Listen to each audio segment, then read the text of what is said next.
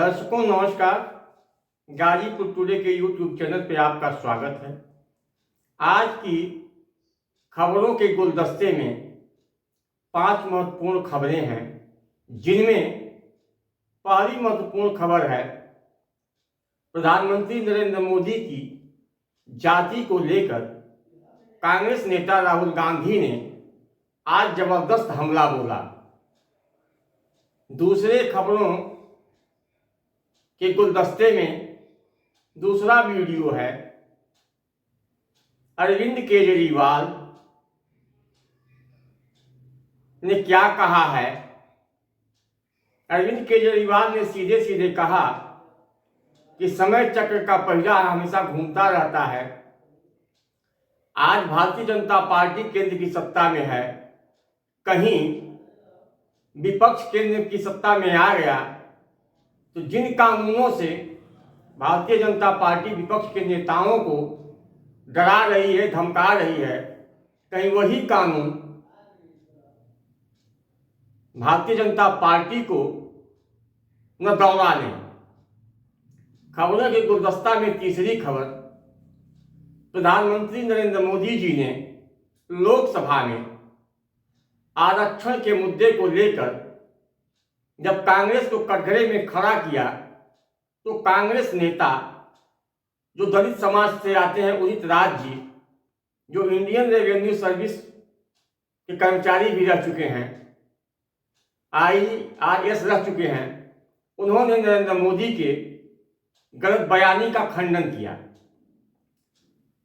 खबरों के गुलदस्ते में आप आगे देखेंगे कि समाजवादी पार्टी के सुप्रीमो अखिलेश यादव ने पत्रकारों के सवालों का जवाब देते हुए यह क्यों कहा कि भारतीय जनता पार्टी जानती है कि कब किसको जोड़ना है और कब किसको जोड़ना है। आइए आगे आप खबरों के गुलदस्ते में 5 खबरों का वीडियो देखिए। हाँ, एक निवेदन है, यदि आपने गाजीपुर टुडे के यूट्यूब चैनल को सब्सक्राइब नहीं किया है तो आज ही सब्सक्राइब करें और बेल आइकन को दबाएं। धन्यवाद। मोदी जी कहते हैं भाषण में, पार्लियामेंट में, एक सेकंड देगा, मोदी जी पार्लियामेंट में कहते हैं ओबीसी वर्ग को भागीदारी की क्या जरूरत, मैं ओबीसी हूं। सबसे पहले मैं आपको बताना चाहता हूं, नरेंद्र मोदी ओबीसी पैदा नहीं हुए थे। फिर से सुनो, नरेंद्र मोदी जी दिल्ली का, सुनो भैया, मैं बहुत गहरी बात बोल रहा हूं, आपका लोगों का, आप सब लोगों का भयंकर बेवकूफ बनाया जा रहा है। सुनो, आप लोगों का भयंकर बेवकूफ बनाया जा रहा है। नरेंद्र मोदी जी ओबीसी नहीं पैदा हुए थे। नरेंद्र मोदी जी टेलीकास्ट के गुजरात में व्यक्ति पैदा हुए थे। उनको, उनकी कम्युनिटी को बीजेपी ने 2000 में ओबीसी बनाया। आपके प्रधानमंत्री ओबीसी नहीं पैदा हुए, आपके प्रधानमंत्री जनरल कास्ट पैदा हुए। मुझे बर्थ सर्टिफिकेट की कोई जरूरत नहीं है, पता मैं कैसे जानता हूं कि आपके प्रधानमंत्री ओबीसी पैदा नहीं हुए। वो किसी ओबीसी से गले नहीं मिलते, वो किसी किसान का ऐसे हाथ नहीं पकड़ते, वो किसी मजदूर का हाथ नहीं पकड़ते, वो सिर्फ अदानी जी का हाथ पकड़ते हैं। और ये पूरी जिंदगी में जाति जनगणना नहीं करेगा, क्योंकि ये आपके प्रधानमंत्री पूरे देश से झूठ बोल रहे हैं। ये ओबीसी नहीं पैदा हुए, ये जनरल कास्ट के आदमी हैं, ये ओबीसी जाति जनगणना कभी नहीं करने देगा। लिख के ले लो, जाति जनगणना का काम कांग्रेस पार्टी और राहुल गांधी करके दिखाएगा। अब अगली बार याद रखना, हिंदुस्तान के सब युवा, प्रधानमंत्री की सैलरी 1,60,000 रुपए प्रति महीना। सुबह उसको देखो, एक सूट पहनेगा 2-3 लाख का, फिर शाम को देखो दूसरा सूट पहनेगा, शॉल पहनेगा 4-5 लाख का, तीसरा लंच के टाइम देखो उसको नया सूट पहनेगा, जूते पहनेगा 3-4 लाख, मतलब 7-8 लाख रुपए दिन के। 7-8 लाख रुपए दिन के हो गए तो महीने के कितने हुए? तो ये जो 1,60,000 की सैलरी पे चल रहा है और महीने में 2-3 करोड़ रुपए के सूट पहन रहा है, इसका पैसा कहां से आ रहा है? तो आप पर आर्थिक अन्याय हो रहा है, आपकी चोरी हो रही है, भाइयों बहनों पता नहीं लग रहा, देख नहीं पा रहे हो, देख नहीं पा रहे हो, बात समझ नहीं आ रही है। तो ये हो गई आर्थिक अन्याय की बात। मोदी जी ने ओबीसी के बारे में बोला कि पहले से रिजर्वेशन नहीं था, इसलिए ओबीसी के लोग सेक्रेटरी रैंक पर कम पहुंचे हैं। उनका इशारा राहुल गांधी जी के ऊपर था कि जब राहुल गांधी जी ने संसद में बोला था कि 90 सेक्रेटरीज में केवल 3 ओबीसी।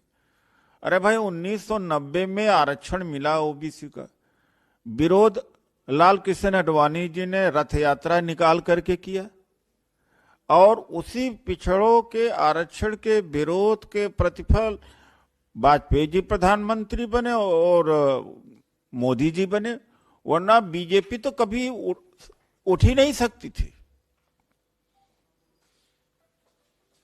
तो यह बात तो मोदी जी को बोलना चाहिए कि दूसरी बात है कि 10 साल तो सरकार के हो गए भाई, आपने लेटरल एंट्री का रिक्रूटमेंट आईएएस का किया, उसमें एक SC ST OBC नहीं है। इतना झूठ बोलते हो। 2006 में मनमोहन सिंह जी की सरकार थी, HRD मिनिस्टर अर्जुन सिंह जी थे, हायर एजुकेशन में ओबीसी का रिजर्वेशन दिया गया, इसका विरोध बीजेपी ने किया। यही नहीं, एम्स जो कैंपस में डॉक्टर्स इंजीनियर्स जब आरक्षण विरोधी आंदोलन चला रहे तो इनके ही इशारे पर चला। मोदी जी एक झूठ और बड़ा बोलते। 234 PSUs थे 2014 में, तो ये कहते हैं 254, जबकि 248 ही हो पाए हैं और 100 से ज्यादा 147 PSUs पब्लिक सेक्टर अंडरटेकिंग का या तो पूरा बेनिवेश हो चुका है या आधा हो चुका है या खत्म कर दिया है। तो एक तरह से आपने खत्म कर दिया, संख्या जरूर बढ़ा दिया, चाहे एक आदमी का एक ही अधिकारी या 10 अधिकारी मिलकर के एक PSU चला रहे हो। एक तरफ ONGC है जहां लाखों कर्मचारी अधिकारी हैं, यहां 4 आदमी का आप PSU बना करके गिनती करा रहे हैं। ये बताएं कि पब्लिक सेक्टर अंडरटेकिंग में 2014 से लेकर अभी तक नौकरी कितना दिया। इसके अलावा 30 लाख पद खाली पड़े हुए हैं। बाबा साहब डॉक्टर अंबेडकर आरक्षण के पितामह हैं, आप उन्हें क्यों नहीं भर रहे हैं? तो जो मोदी जी ने कल पार्लियामेंट में बोला, बहुत ही कष्टदायक बात कही उन्होंने और सारा चीज झूठ बोला। ऐसा उनसे उम्मीद नहीं करी जा सकती थी। इसलिए मोदी जी के भाषण का हमने रिजॉइंडर दिया है 3-4 पॉइंट पर, मंडल कमीशन पर, ओबीसी के रिजर्वेशन पर, जो राहुल गांधी जी ने कहा था पार्लियामेंट की ओबीसी का, जाति जनगणना का ये विरोध कर ही रहे हैं, जो बाबा साहब डॉक्टर अंबेडकर और कांग्रेस को लेकर के जो झगड़ा लगाते हैं, झूठ बोलते हैं, वो मैं बताऊं। असली झगड़ा बाबा साहब का मनुवादी समाज से था, कांग्रेस से नहीं था। ये क्यों नहीं है बोलते? आज उसकी आज वो जरूरत है बोलने की। और 10 साल का अपना व्हाइट पेपर दें कितना नौकरी इनको दिया है, और जो लेटरल एंट्री में आईएएस की भर्ती में SC ST OBC को साफ कर दिया इन्होंने। इसके पहले मैं प्रेस कॉन्फ्रेंस कुछ दिन पहले ही किया था। 43 यूनिवर्सिटीज में एक एससी है और एक एसटी वाइस चांसलर है। 159 टॉप इंस्टीट्यूट्स इंडिया के भारत सरकार के हैं, उसमें एक भी डायरेक्टर एससी एसटी का नहीं है, एक भी। आज जो बात करते हैं एससी एसटी ओबीसी के उत्थान की बात करते हैं, तो मोदी जी का जो झूठ का भाषण है उसका आज रिजवाइंडर है। और इस चीज का यह जवाब मैं उम्मीद करूंगा कि बीजेपी से कब तक मिलता है। अभी तो ये तय करना कौन पांडव है कौन कौरव है, अभी ये कौन तय करेगा कि कौन पांडव है कौन कौरव है। और अगर हम संख्या बल पे जाएं तो बीजेपी तो ये कहती है कि वो दुनिया की सबसे बड़ी पार्टी है, तो पहले ये तो तय हो जाए कि कौरव कौन है पांडव कौन है। मुख्यमंत्री जी ने ये कहा कि रातों रात नंदी जी ने बैरिकेडिंग तोड़वा दी। देखिए मुख्यमंत्री जी क्या कहते हैं, हमारे लिए संविधान और कोर्ट सबसे बड़ी चीज है। एक सवाल जयंत चौधरी के अटकलें लगाई जा रही है कि एनडीए में शामिल हो सकते हैं। भारतीय जनता पार्टी दलों को तोड़ना जानती है। भारतीय जनता पार्टी किसको कब लेना है वो जानती है। भारतीय जनता पार्टी ये भी जानती है कि कैसे बेईमानी करनी है। चंडीगढ़ में देखा आपने किस तरह बेईमानी हुई है। भारतीय जनता पार्टी ये भी जानती है कि कब किसको खरीदना है। भारतीय जनता पार्टी यूं ही थोड़ी सबसे बड़े दल बन गया है, वो जानते ना कि कब किसको कैसे क्या करना है, किसके पास ईडी भेजना है, किसके पास सीबीआई भेजनी है, किसके पास आईटी इनकम टैक्स का छापा मारना है, और किस पत्रकार का कब मुंह बंद करना है, किस चैनल को क्या बजट देना है। अगर बजट नहीं दिया तो कंट्रोल कैसे आएगा। तो सवाल जीरो टॉलरेंस कानून व्यवस्था का नहीं है, सवाल है न्यूज कंट्रोल के बाद भी घटनाएं हो रही हैं, अपराध बढ़ रहा है, भ्रष्टाचार बढ़ रहा है, इसका जवाब सरकार के पास है क्या। सोचिए नौजवान मजबूर है इजराइल में नौकरी करने के लिए, क्या कोई अपना घर परिवार छोड़ करके एक वॉर जोन में जाएगा। और जिस सरकार के कार्यकाल में, और मैं कहता हूं पत्रकार साथियों से, 1 लाख किसानों ने आत्महत्या की है जब से भारतीय जनता पार्टी की सरकार बनी है 2014 से, और आज तक एनसीआरबी के आंकड़े निकलवा लीजिए, 1 लाख किसानों ने आत्महत्या की है। और जहां 1 लाख किसान आत्महत्या कर ले, आय दोगुनी ना हो, महंगाई को रोक ना पा रहे हो, डबल इंजन की सरकार का क्या मतलब है। थाना ठाकुरदारा के अंतर्गत एक गांव काला झांडा पड़ता है, वहां पर 6 तारीख को एक डेड बॉडी मिली थी खेत में। पुलिस तत्काल वहां पहुंची थी तो उसकी शनाख्त की गई। वो एक राजीव नाम का व्यक्ति उसी गांव का था, उसकी डेड बॉडी थी। उसमें पुलिस ने डेड बॉडी को कब्जे में पुलिस लेकर उसका पीएम वगैरह कराया था। राजीव के सगे भाई पदम सिंह की तरफ से एक एफआईआर पंजीकृत की गई थी। उसमें उन्होंने एक राजेश नाम के व्यक्ति को वास्तवा बताया था। पुलिस ने 24 घंटे के अंदर इस घटना का पूर्ण रूप से अनावरण किया और इसमें 2 अभियुक्त की गिरफ्तारी सुनिश्चित करी है। इसमें एक सुशील कुमार है जो कि राजीव का सगा भतीजा है, यानी वादी पदम सिंह का लड़का है। दूसरा उसका दोस्त है गौरव कुमार। इन दोनों ने मिलकर राजीव की हत्या की थी। घटनाक्रम इस प्रकार का है कि जो सुशील भतीजा है उसका संबंध राजीव की पत्नी से था, और उसी के तहत जब राजीव ने सुशील को और उसकी पत्नी को एक साथ पकड़ लिया था तो उसकी पिटाई की थी। इसी से वो नाराज़ हो गया था और उसने ठान ली थी कि हम अपने चाचा की हत्या करेंगे। 6 तारीख को उसने गौरव की मदद से गांव के बाहर शराब पीने के बहाने उसे बुलाया था और खेत में उसको ले जाकर एक हथौड़े से उसके सर पे वार करके उसकी हत्या कर दी थी। इसमें पूरा घटनाक्रम खुल गया है और अभियुक्त से आला कत्ल भी बरामद कर लिया गया है। सर वेपन में क्या क्या रिकवरी हुई है? वेपन में उस जो हथौड़ा था वो मिला है, और इसमें मोबाइल फ़ोन का जो इस्तेमाल किए गए वो 2 मोबाइल भी हम लोग ने बरामद किए। सर ये एक्यूज्ड करते क्या हैं दोनों? ये कुछ नहीं करते हैं, लड़के हैं और सगा भतीजा है, मृतक का सगा भतीजा है। तो ये एक ही घर में रहते थे? ये तो बाद में बताएंगे। और आज मैं बीजेपी वालों को कहना भी चाहता हूं, समय का चक्र घूमता है, समय बड़ा बलवान है, अहंकार मत करो।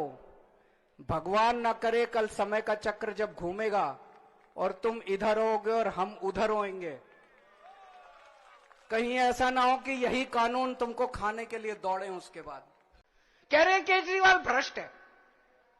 मैं पूछना चाहता हूं, मैंने दिल्ली में बिजली सस्ती, बिजली फ्री कर दी दिल्ली के अंदर, मध्य प्रदेश में, गुजरात में, उत्तर प्रदेश में सबसे महंगी बिजली मिल रही है देश में।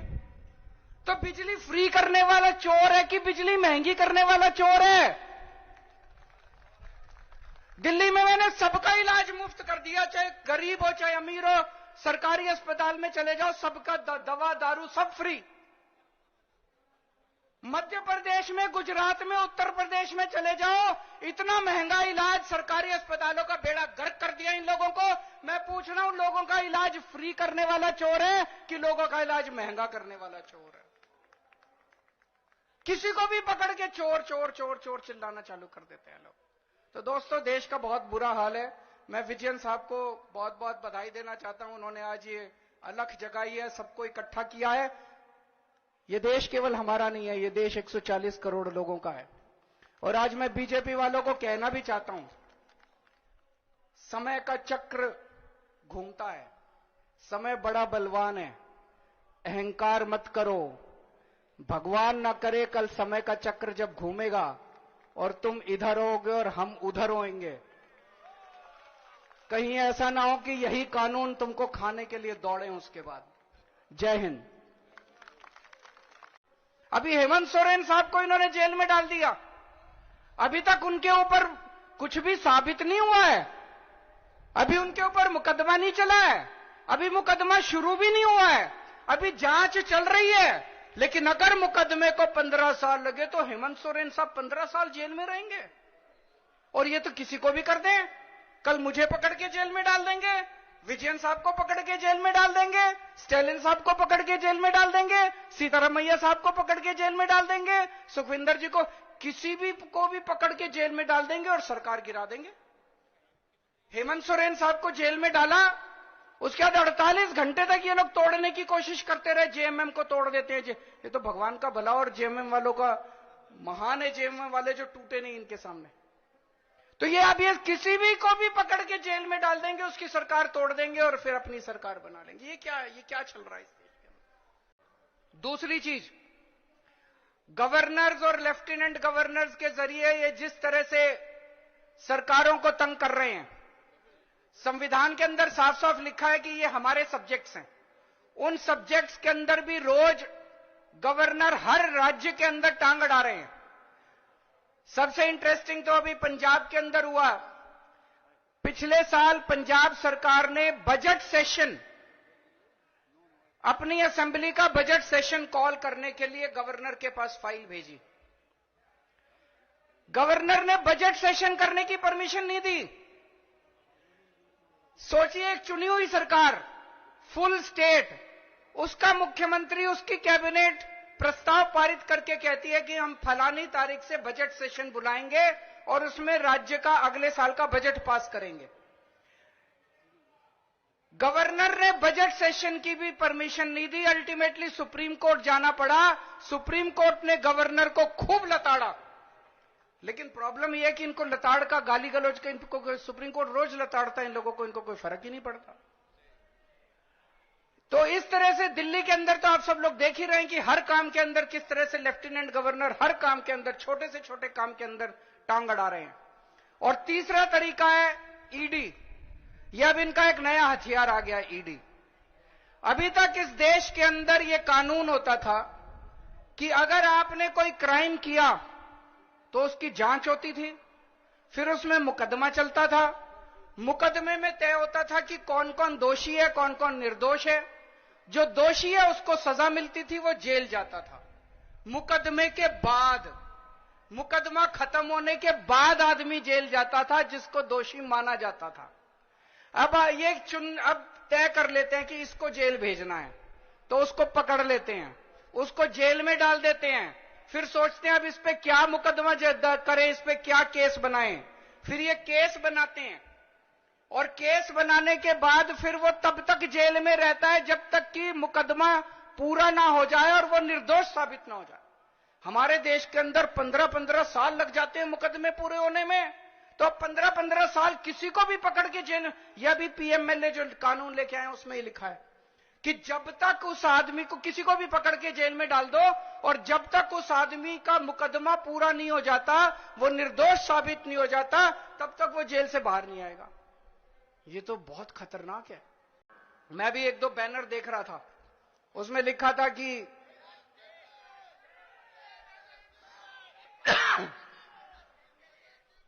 केरला के 8400 करोड़ रुपए रोके हुए हैं।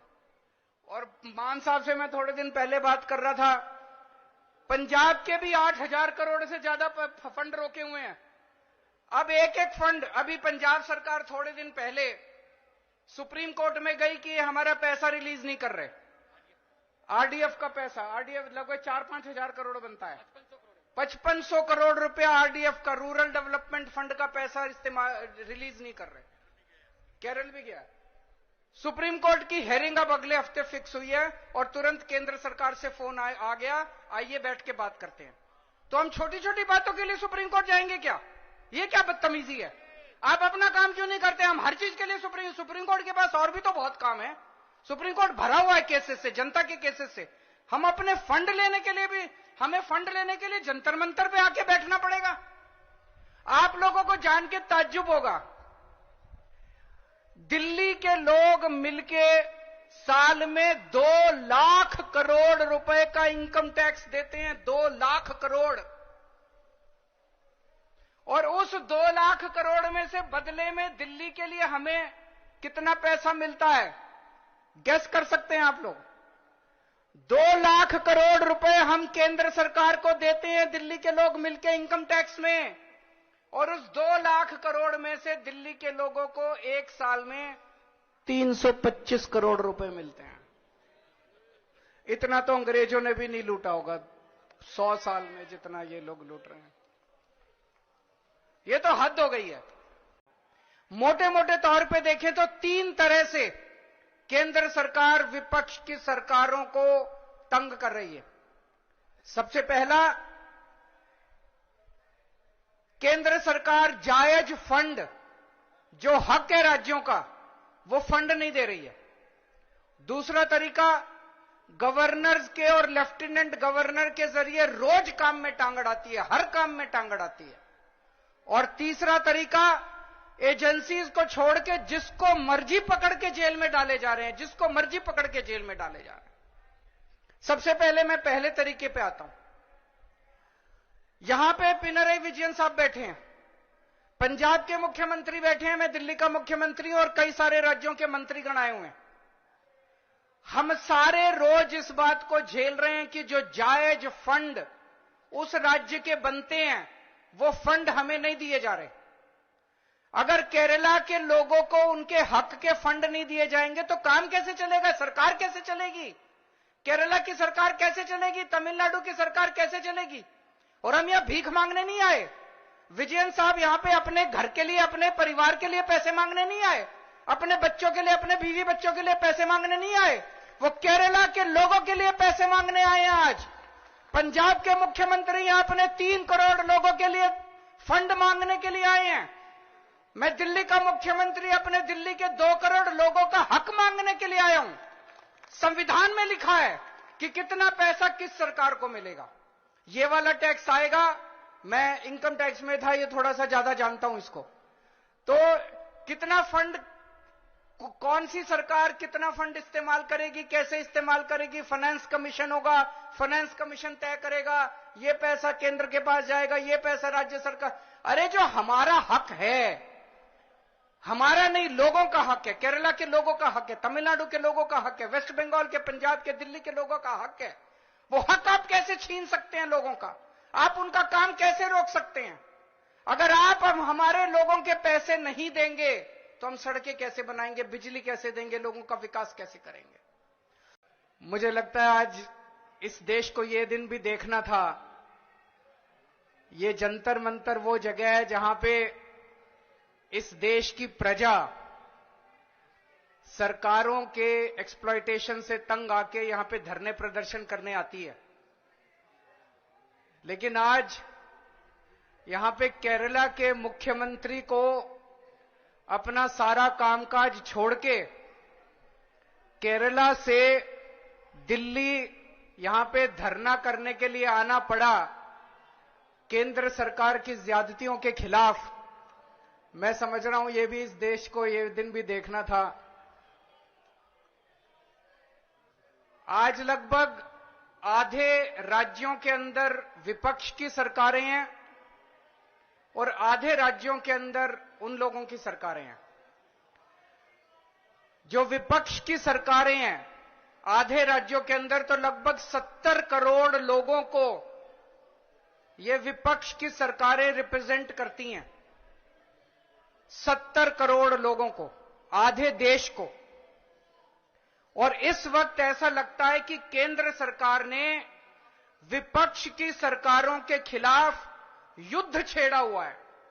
ऐसा लगता है कि जंग छेड़ी हुई है, लड़ाई छेड़ी हुई है। हिंदुस्तान पाकिस्तान का रखा है हम लोगों के साथ। हम ये पूछना चाहते हैं कि क्या आप इन 70 करोड़ लोगों को अपना नहीं मानते? क्या आप केरला के लोगों को अपना नहीं मानते? क्या आप तमिलनाडु के लोगों को अपना नहीं मानते? क्या आप कर्नाटका के, दिल्ली के, पंजाब के, वेस्ट बंगाल के लोगों को अपना नहीं मानते? क्या ये सारे पराये हैं? क्या ये भारत के नागरिक नहीं हैं? यहां के 70 करोड़ लोगों ने विपक्ष के लोगों को चुन के सरकार बनाई। संविधान के अंदर लिखा है कि इन सरकारों की क्या पावर है।